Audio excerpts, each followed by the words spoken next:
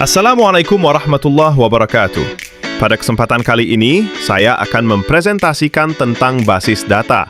Dan hal ini saya melakukan presentasi guna melaksanakan tugas dari Bapak Badri selaku dosen mata kuliah basis data. Sebelum beranjak ke pembahasan, saya akan memperkenalkan nama-nama yang ada di kelompok 9. Nama pertama, Umar Faruk. Kedua, Muhammad Hashim. Dan ketiga, Mahrus Ali. Baik, pada slide selanjutnya, saya akan memberikan poin-poin pembahasan yang akan dijelaskan satu persatu, yang terdiri dari 1. Basis data, 2. Perancangan basis data, 3. Implementasi basis data, 4. DBMS, Database Management System, 5. DDL, Data Definition Language, 6. DML, Data Manipulation Language, 7. DTL, Data Transaction Language, 8. DCL, Data Control Language, 9. Insert, 10. Update. Pada poin pertama, saya akan membahas tentang basis data. Basis data adalah kumpulan informasi atau data yang dikelola secara teratur di dalam suatu sistem komputer. Data atau informasi yang dimaksud merupakan hasil dari akses yang Anda lakukan ketika menggunakan perangkat, seperti komputer atau perangkat pintar lainnya. Pada sistem komputer, basis data atau database tidak dapat dikelola begitu saja. Pengelolaan basis data membutuhkan sebuah sistem manajemen basis data yang disebut dengan Database Management System atau DBMS. Adapun kegunaan atau fungsi pada basis data yaitu 1. Mengatasi kerangkapan data atau redundancy. 2. Menghindari inkonsistensi data atau data berubah. 3. Mengatasi kesulitan dalam mengakses data. 4. Menyusun format yang standar dari sebuah data. 5. Penggunaan oleh banyak pemakai atau multiple user. 6. Melakukan perlindungan dan pengamanan data atau data security.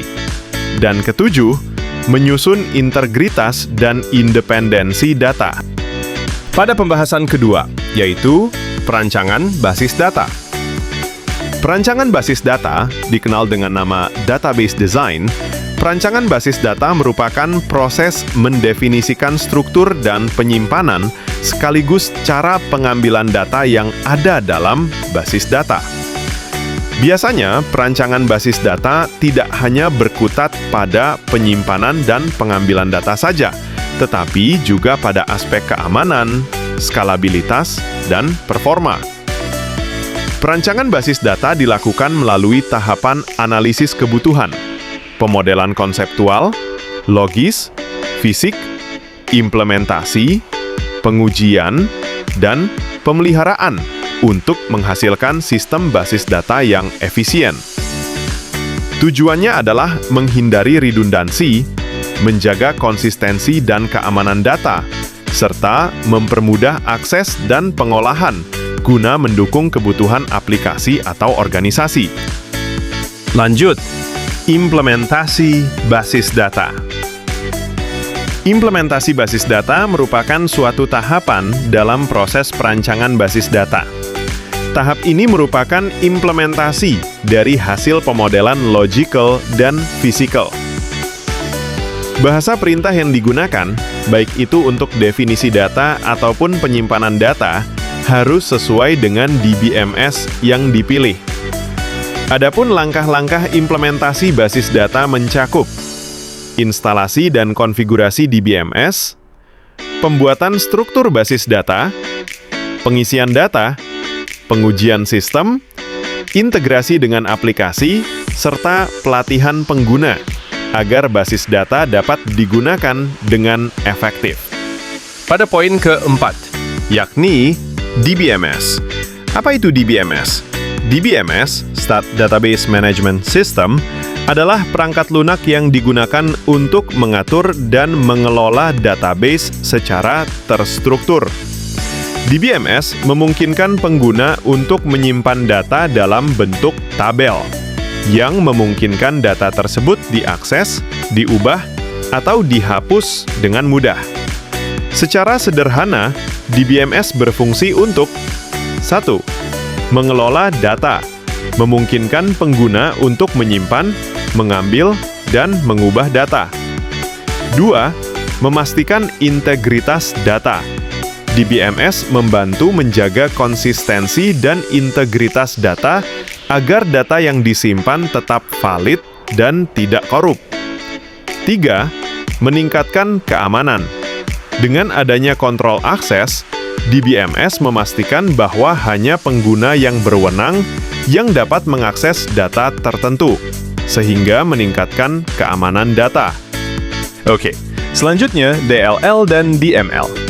DDL tersebut merupakan singkatan dari Data Definition Language, yang digunakan untuk membuat dan memodifikasi sebuah struktur objek dalam database menggunakan perintah yang telah ditentukan dan sintaksis tertentu. DDL terdiri dari perintah-perintah yang digunakan untuk membuat, menghapus, mengubah, dan mengelola objek-objek database seperti tabel, indeks, dan tipe data. Adapun DML adalah singkatan dari Data Manipulation Language, yang merupakan bagian dari SQL, Structured Query Language, dan digunakan untuk memanipulasi data dalam database. DML memungkinkan kalian untuk melakukan operasi seperti menambahkan, menghapus, mengubah, dan mengambil data dari database. Adapun perintah DML yang umum digunakan yakni insert, select, update, dan delete. Pada pembahasan selanjutnya, yaitu DTL. DTL atau Data Transaction Language, pada bahasa transaksi data, adalah perintah yang digunakan untuk mengelola transaksi dalam basis data, memastikan keandalan melalui properti ACID. Perintah utamanya adalah begin transaction, commit, dan rollback, yang mengorkestrasi operasi data seperti memulai, menyelesaikan, atau membatalkan sebuah transaksi. Poin selanjutnya, DCL, Data Control Language. DCL merupakan sekumpulan perintah dalam SQL yang digunakan untuk mengelola akses pengguna dalam database. Dengan DCL, Anda bisa mengatur siapa yang dapat mengakses data dan melakukan operasi DML, seperti select dan insert. Perintah yang termasuk ke dalam kelompok DCL adalah grant dan revoke. Grant. Perintah ini berguna untuk memberi pengguna hak akses ke database. Revoke berguna untuk menarik hak akses pengguna yang diberikan dengan menggunakan perintah grant. Sederhananya, revoke adalah kebalikan dari grant. Pada slide terakhir, yaitu poin 9 dan 10. Pada poin 9, saya akan membahas insert. Insert atau insert into dalam basis data adalah perintah SQL yang digunakan untuk menambahkan satu atau lebih baris data baru ke dalam sebuah tabel. Perintah ini adalah bagian dari Data Manipulation Language, DML, yang memungkinkan pengembang atau analis data memasukkan informasi baru dan menjaga agar data tetap terorganisasi dan mudah diakses. Lanjut, update. Update database adalah operasi untuk memodifikasi atau mengubah data yang sudah ada di dalam tabel database, seperti memperbarui informasi profil pengguna, memperbaiki kesalahan data, atau menyesuaikan data master. Operasi ini penting untuk menjaga agar data tetap akurat dan terkini, dan biasanya dilakukan menggunakan perintah SQL update. Demikianlah pemaparan materi tentang database yang telah kami sampaikan. Kami, Kelompok 9, berharap penjelasan ini dapat memberikan pemahaman yang jelas dan bermanfaat bagi kita semua. Terima kasih atas perhatian dan waktu yang telah diberikan. Kami juga terbuka untuk kritik, saran, ataupun pertanyaan yang membangun agar materi ini bisa semakin baik. Sekian dari kami, Kelompok 9. Wassalamualaikum warahmatullahi wabarakatuh.